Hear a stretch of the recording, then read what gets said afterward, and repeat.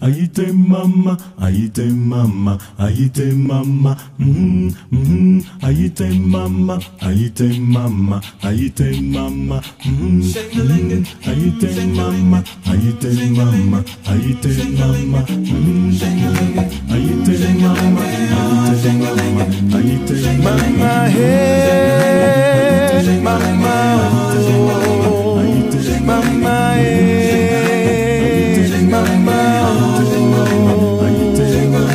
Jesus can break those chains away. Mama, break those chains of pain and grief.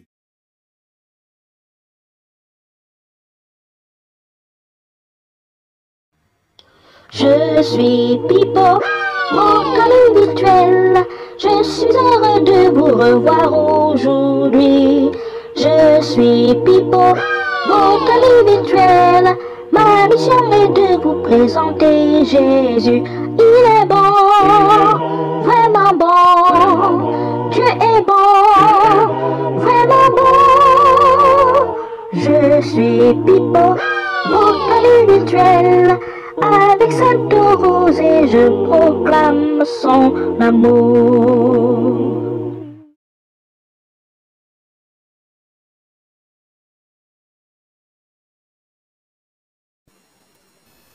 Saya bertanya, kalau sampai, hey, saya bertanya bete, ayana tak terzada, nyuabali,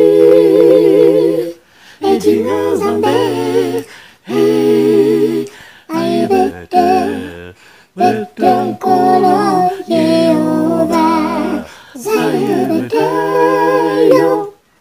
Kalau sampai, hey, saya bertiup bete, ayana kata Yesus, you I believe.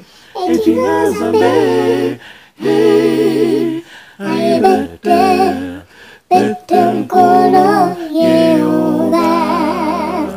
Aku sabar minjuk,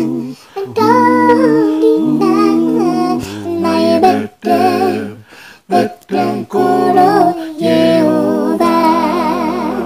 Aku sabar awuk mentarina, mai betul kalau Yehova. Malgré tes soucis, si tu espères en Jésus, ouais betul kalau Yehova. Malgré ta douleur, si tu aimes comme Jésus, ouais betul kalau Yehova. Saya betul kalau sampai, saya betul bete, ayana tak terzada, you I believe. Et jika sampai, ay betul kalau Yehova. Ay betul kalau Yehova. Ay betul kalau Yehova. Amen. Chers amis, bonsoir et bon sabbat. Je suis Pipo, votre ami virtuel. Dans 1 Corinthiens chapitre 15 verset 33, il est écrit: ne vous y trompez pas, car les mauvaises compagnies corrompent les bonnes mœurs. Ne vous y trompez pas, car les mauvaises compagnies corrompent les bonnes mœurs. Chers amis, le Seigneur nous enseigne par ce texte biblique que nous devons être entourés des bonnes personnes, que nous devons chercher à vivre avec les bonnes personnes, que nous devons chercher à marcher avec ceux qui ont la crainte de Dieu, avec ceux qui obéissent à leurs parents, avec ceux qui aiment le Seigneur. Car lorsque nous sommes entourés des gens qui sont positifs, alors cette vie positive, leur vie positive nous contamine et nous devenons positifs, nous demeurons positifs, nous progressons sur le chemin de la lumière. Chers amis, alors que nous allons introduire notre émission Sainte Rosée, souvenons-nous, soyons positifs et entourons-nous de personnes positives. Aimons Dieu et marchons avec ceux qui aiment Dieu. Ainsi donc nos projets réussiront. Ainsi donc tout ce que nous allons faire réussira au nom de Jésus-Christ. Alléluia. Amen. Et voilà, chers amis, voici votre émission Sainte Rosée.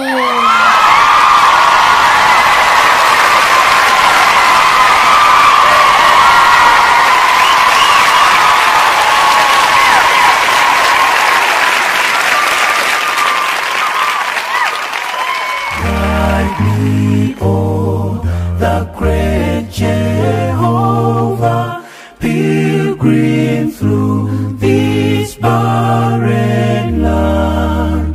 I am weak, but thou art mighty. Hold me with thy powerful hand. Bread of heaven, bread of heaven, feed me till I want no more.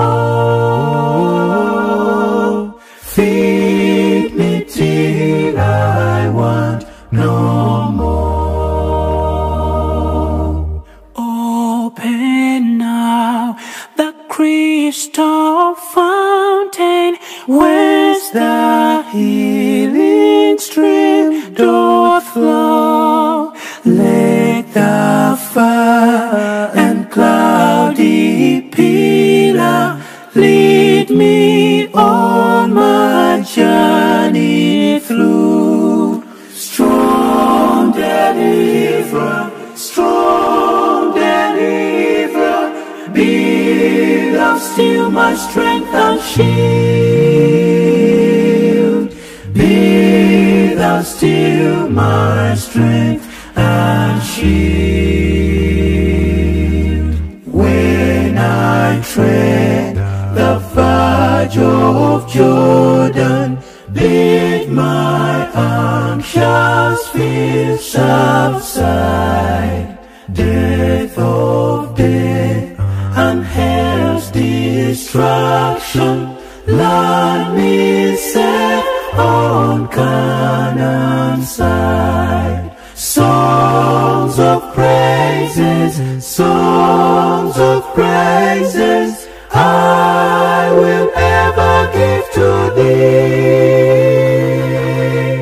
I will ever give to thee.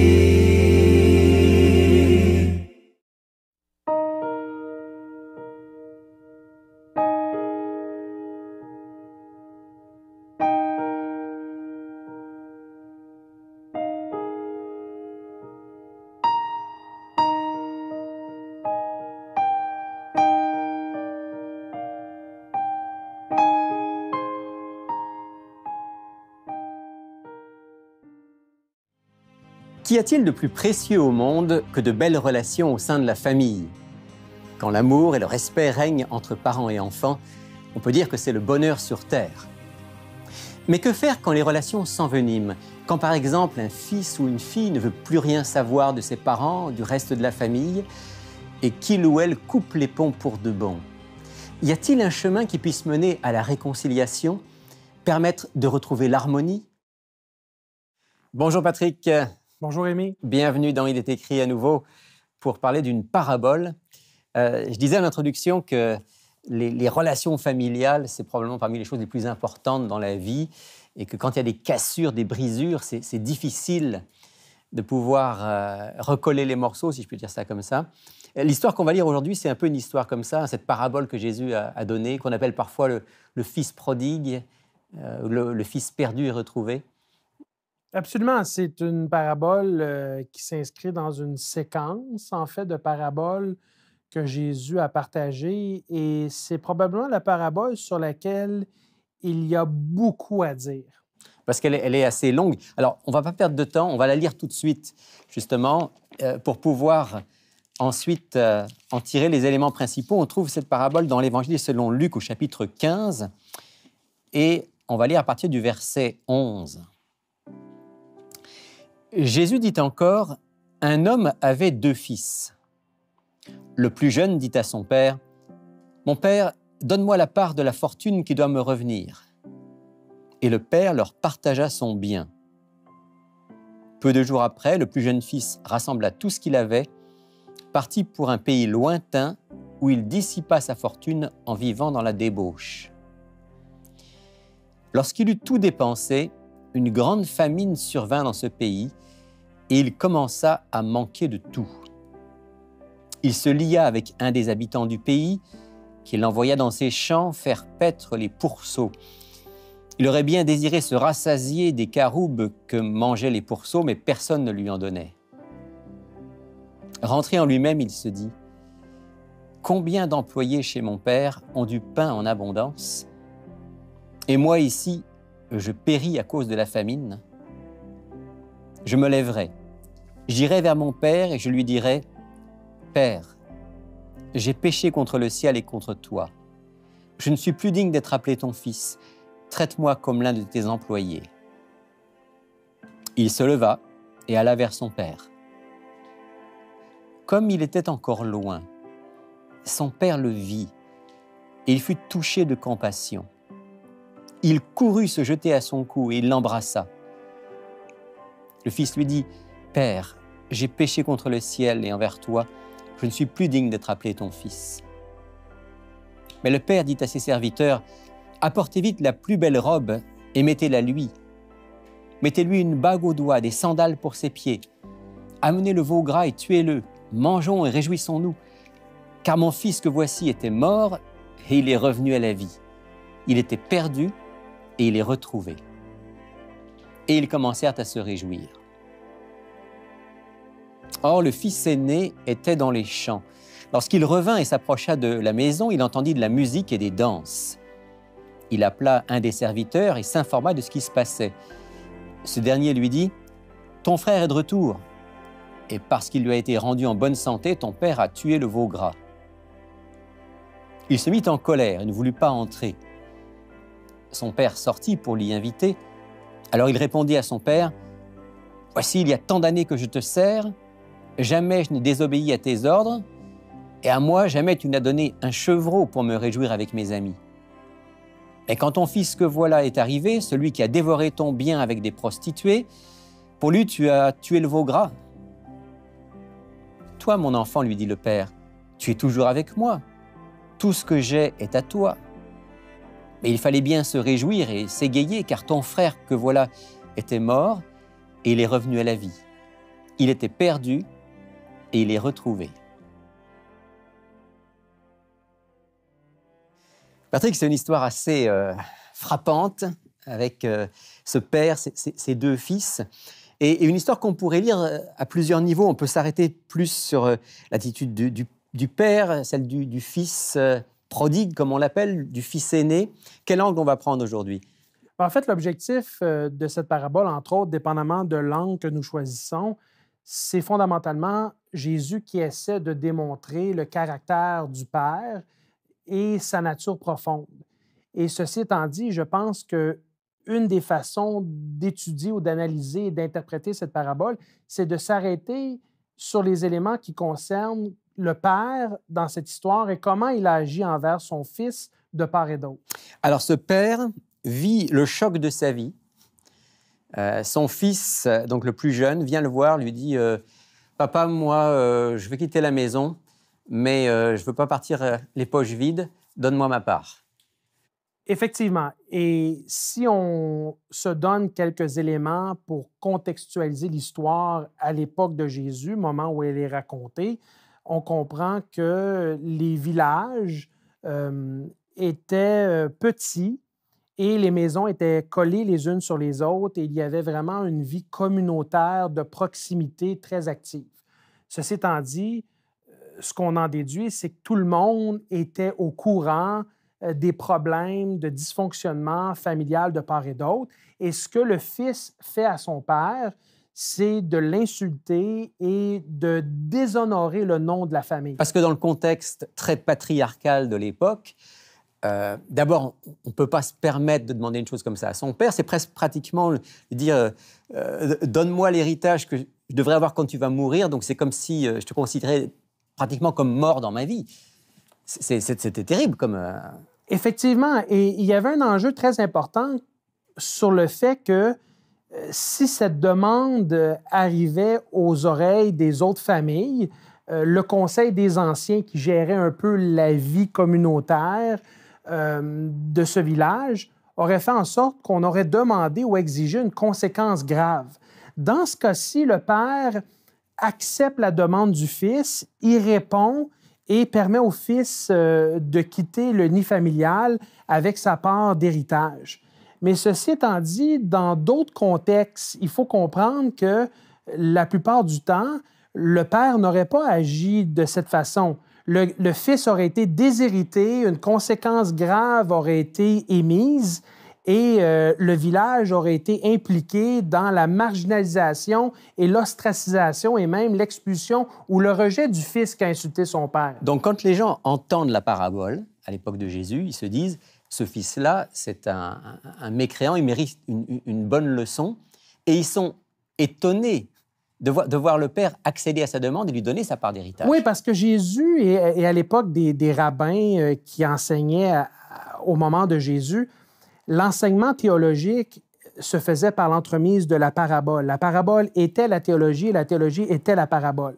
Et Jésus va prendre les pharisiens, les scribes et ceux qui l'écoutent par surprise. Parce qu'on ne s'attend pas à ce que le Père, dans l'histoire, agisse de cette façon. Tout le monde aurait eu le sentiment que le Fils aurait dû être puni. Et ça témoigne de l'amour de Dieu. Qu'est-ce que Jésus veut nous dire? Parce que si on comprend que le Père ici représente Dieu, qu'est-ce que Jésus veut nous dire? Est-ce qu'il veut dire qu'il respecte notre liberté jusqu'au point qu'on puisse lui tourner le dos? Effectivement, et bibliquement, on est dans un contexte où c'est l'enseignement que Jésus essaie de nous donner. Le plus beau cadeau que Dieu nous a confié, c'est la liberté de choisir, c'est-à-dire de croire ou non en lui, d'être en relation ou non avec lui. Et ça, c'est fondamental parce que toute relation d'amour doit être fondée dans la liberté du choix. Dieu ne peut pas nous tordre le bras et nous exiger qu'on soit en relation avec lui. Il désire que ce soit le fruit de notre cheminement spirituel et notre compréhension de qui il est et du bien qu'il nous veut. Alors, dans ce cas-ci, pour sauver la vie du Fils face à la communauté, le Père obtempère à la demande et laisse partir le Fils, au prix d'être déshonoré, au prix de mal paraître. On est dans une culture juive à l'époque de Jésus où on veut éviter l'humiliation. Le comble de l'insulte, c'était d'être humilié face à d'autres familles, que le nom de la famille soit déshonoré et traîné dans la boue. Dieu n'est pas déshonoré par le fait que nous fassions des choix qui vont contre lui. En tout cas, il ne considère pas qu'il est déshonoré, il considère que c'est son honneur de nous permettre de choisir. Entre autres, puis aussi, ça témoigne de son désir de nous laisser cheminer et grandir dans notre expérience spirituelle pour qu'ultimement, on puisse le découvrir par les aléas de la vie, les situations plus compliquées ou même les épreuves. Et effectivement, le Fils va vivre une série d'épreuves qui va l'amener à une prise de conscience et un désir de revenir à la maison. Alors c'est ça, ce fils qui part avec les poches pleines, on l'appelle la parabole du fils prodigue parce qu'effectivement, il va tout dépenser rapidement. D'ailleurs, le texte dit dans la débauche. Il va se retrouver dans la misère, puis c'est là qu'il va faire une prise de conscience. Patrick, est-ce que pour avoir conscience qu'on a besoin de Dieu, il faut être dans la misère? Pas nécessairement. Je pense que, en tout cas, j'ai le privilège, le plaisir d'avoir 4 enfants et mon souhait le plus profond, c'est que nos enfants, à mon épouse et moi-même, parce que nous les élevons ensemble, puissent apprendre des leçons de vie à travers les échanges qu'on a avec eux. Mais malheureusement, on se rend compte que dans certains cas, ils doivent vivre des expériences plus difficiles pour arriver par eux-mêmes à des prises de conscience et ensuite venir nous voir et nous dire « Tu sais, papa, tu sais, maman, maintenant, je comprends pourquoi tu me demandais de ne pas faire ceci ou de ne pas faire cela. » On peut tout simplement par la suite être dans la gratitude et la reconnaissance qu'ils ont eu l'expérience parce que notre objectif en tant que parents, c'est d'essayer de faire en sorte que nos enfants évitent autant que possible la souffrance. Mais enfin, l'impression que j'ai, Patrick, c'est que malgré tout, d'abord parce qu'on est sur cette terre imparfaite, puis parce que nous sommes nous-mêmes imparfaits et aussi marqués par le mal, on va forcément à un moment vivre quand même une expérience qui ressemble à celle du fils prodigue. En tout cas, dans ma vie, ça existait. Et moi, je ne veux pas être porte-parole des autres. Je peux seulement témoigner de mon expérience personnelle avec Dieu. J'ai dû tout essayer pour me rendre compte que tout ce qui me restait, c'était d'essayer Dieu. Et je l'ai eu à la dure. J'ai rencontré le Christ et j'ai eu une expérience spirituelle par l'entremise d'une épreuve qui est reliée à des problèmes de consommation et de toxicomanie. Un certain nombre de problèmes dans ma vie personnelle que je n'étais pas capable de régler et de résoudre par moi-même. Et l'intervention de Dieu et le soutien de mon entourage a fait en sorte qu'aujourd'hui, ces problèmes et ces défis sont derrière moi. Maintenant, dans le cas du fils prodigue, je pense que l'élément à retenir, c'est la prise de conscience. Autour de moi, quand je discute avec ceux et celles qui ont fait une expérience de contact conscient avec Dieu, souvent, ils l'ont rencontré soit dans le fond du baril, quand il ne reste plus rien, ou ils l'ont rencontré quand ils ont tout et finalement, ils ont... C'était vide. Exactement. Ils se sont rendus compte que soit en haut de la montagne ou dans les profondeurs de la vallée, il y a un manque et ce manque-là peut seulement être comblé par Dieu. Donc, le fils se rend compte qu'il a fait une folie que de quitter son père, il se retrouve vraiment dans la misère. Là, il dit, bon, je vais retourner vers lui et je vais y retourner profil bas. J'ai rien à exiger. Qui me traite comme l'un de ses employés, ce sera déjà extraordinaire. Et il fait donc le chemin du retour. Et on peut imaginer ce chemin du retour où ça doit tourner dans sa tête. Comment mon père va m'accueillir? Est-ce qu'il va m'accueillir? Qu'est-ce que je devrais lui dire? Comment vais-je lui demander pardon? Lui manifester ma repentance, mon humiliation d'avoir déshonoré non seulement mon père, mais la famille, toute la famille, et par le fait même la communauté dans laquelle nous nous trouvons. Et donc, il est là sur le chemin. À un moment, au détour du chemin, il voit la maison là au loin. Et il aperçoit une silhouette. Et ça, c'est la silhouette du père. Et on peut en déduire dans cette histoire que le père, à chaque jour, avait une pensée profonde pour son fils et son désir de voir s'il est bien, s'il est encore en vie, s'il va revenir. Et je sais qu'on a une image à l'écran d'un père qui court. Parce que le texte dit ça, hein, il le voit de loin et puis il court.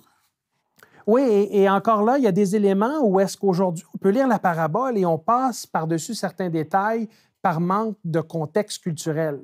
Premièrement, les pères de famille, les patriarches, ceux qui avaient une position élevée dans la communauté, ne s'adonnaient pas à la course. Ils portaient des tuniques et c'était un signe de fierté. Même quand ils marchaient, ils devaient toujours avoir un pied au sol. Et dans la démarche, on manifestait l'autorité, la dignité, le respect, la dignité. Et dans ce cas-ci, il va voir son fils au loin et il va se ceindre les reins. Et en fait, ce qu'on faisait, c'était un peu une façon d'organiser et d'arranger la tunique. On la remontait un peu? On la remontait et on prenait une ceinture et on mettait une part de la tunique dans la ceinture et une autre part. Et ça faisait un peu comme une culotte. Et ça libérait les jambes et on pouvait maintenant s'adonner à la course. Mais c'était des comportements qui étaient inhabituels Dans la culture juive, en fait, on le faisait en temps de guerre parce que les guerriers, les soldats voulaient avoir davantage de mobilité.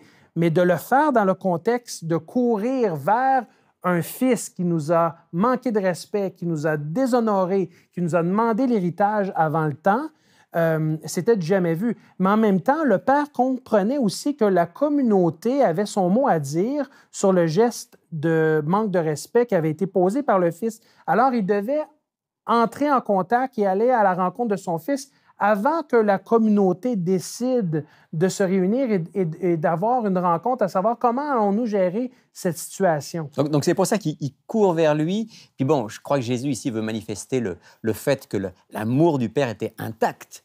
À aucun moment, le Père n'a rejeté son Fils, même si le Fils semble l'avoir rejeté. Il court vers lui dans un élan d'affection. Oui, et il le prend au cou sans même lui donner l'opportunité de dire quoi que ce soit. Oui, on le voit dans le texte, hein, le Fils commence à dire quelques mots, mais il a déjà été embrassé par le Père, et puis il ne va pas au bout de sa phrase. Le Père dit « Allez, amenez le veau gras, des vêtements. » On a une responsabilité dans notre cheminement spirituel, dans les questions existentielles qu'on se pose, de chercher la vérité. Dieu existe-t-il? Si oui, qui est-il? Que me veut-il? Qu'est-ce qu'il me veut? Comment j'entre en contact avec lui?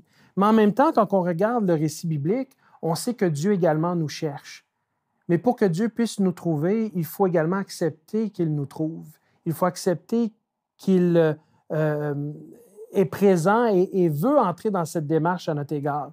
Et dans ce cas-ci, le Fils laisse le Père l'enlacer et l'accepter et le recevoir. Et d'ailleurs, Patrick, on remarque une chose, c'est que avant cette parabole du Fils prodigue, il y en a deux autres. Il y a celle de la brebis perdue, puis il y a celle de la pièce perdue. Et dans les deux cas, la brebis perdue, le berger va la chercher. La pièce perdue, la femme va chercher sa pièce. Dans la parabole du Fils prodigue, le père ne va pas chercher le fils. Parce qu'en fait, le fils connaît le chemin du retour vers la maison. Chemin. Et le fils revient, mais en même temps, dans son cheminement de prise de conscience et de désir de revenir, même s'il connaît le chemin, le père va quand même à sa rencontre. C'est ça. Avant même qu'il franchisse le seuil de la porte.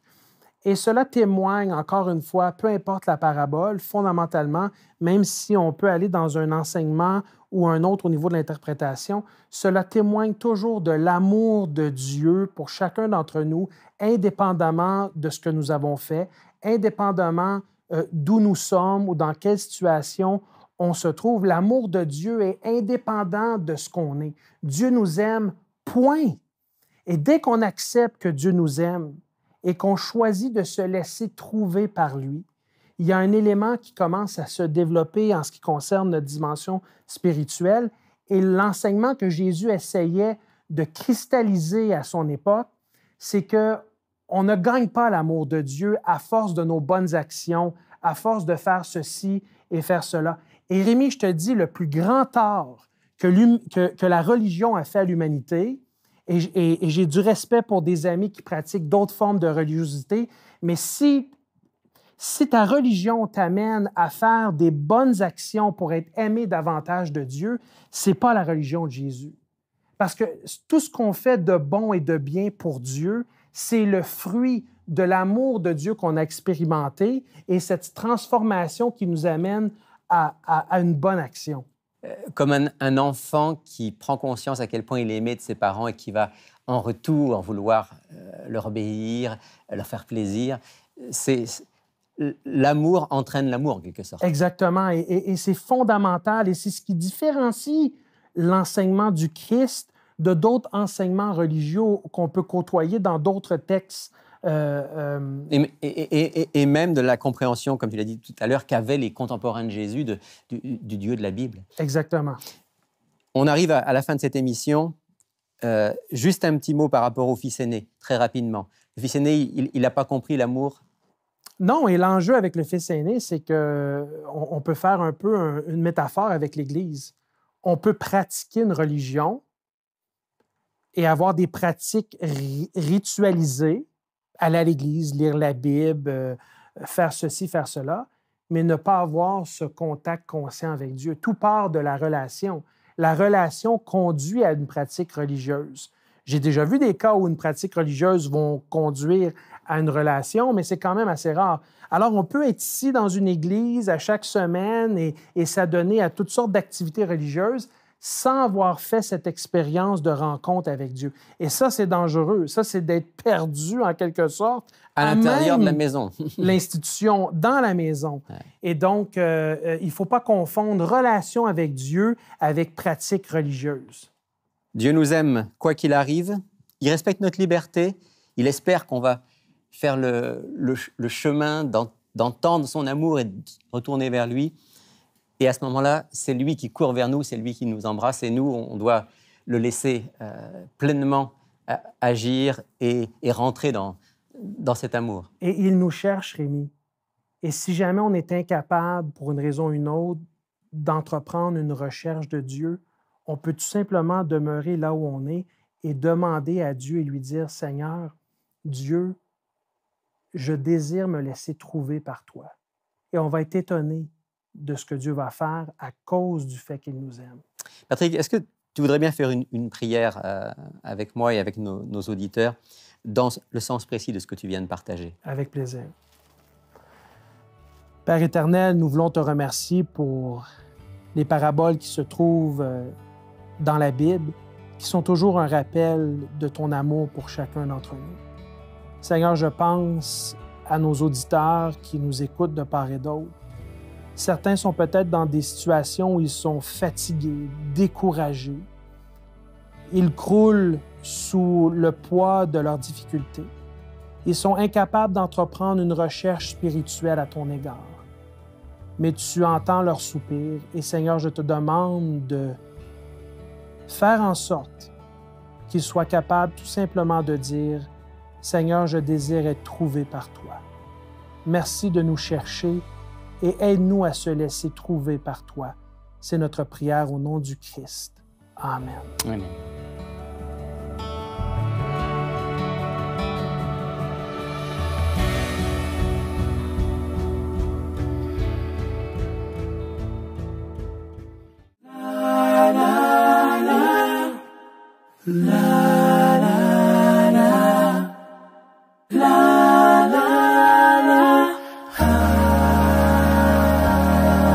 When darkness filled the sky, that day that Jesus died, in agony upon the bitter cross, they took his body down and laid it in a tomb. His friends believed that everything was lost.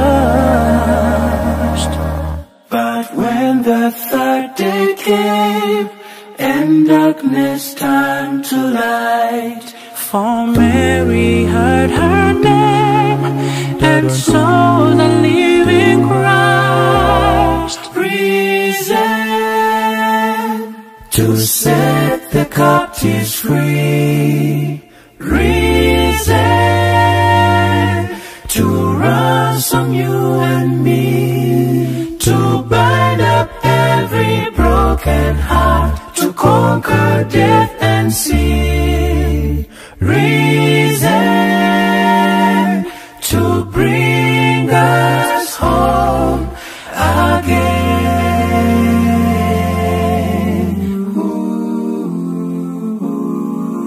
And in that barren place, the world forever changed. For hope was born when Jesus rose that day. And still his wounded hand revealed the love he has for every fallen soul he came to save. And he will come again, and one by one will rise to praise his holy name and see the living Christ risen to set the captives free, risen to ransom you and me, to bind up every broken heart, to conquer death and sin. Risen to bring us home again.